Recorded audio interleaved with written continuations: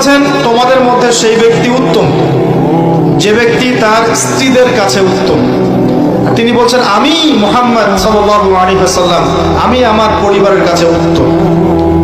স্ত্রী যতক্ষণ পর্যন্ত আপনাকে সার্টিফিকেট না দিচ্ছে যে আপনি উত্তম চরিত্রের অধিকারী, আপনি ভালো, আপনি সৎ, ততক্ষণ পর্যন্ত জান্নাতে যাওয়া কঠিন আছে।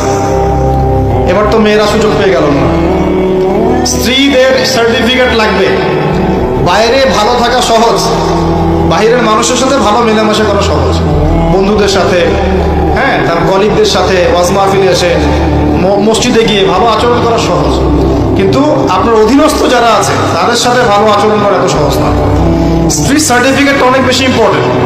এই কারণে যাদের স্ত্রীরা সার্টিফিকেট দেয় যে আমার স্বামী ভালো, আমার স্বামী সৎ, আমার স্বামী দানশীল, আমার স্বামী ভালো চরিত্রের মানুষ, ইনশাআল্লাহ তাআলা এই ব্যক্তির জান্নাতে যাওয়া অনেক সহজ হয়।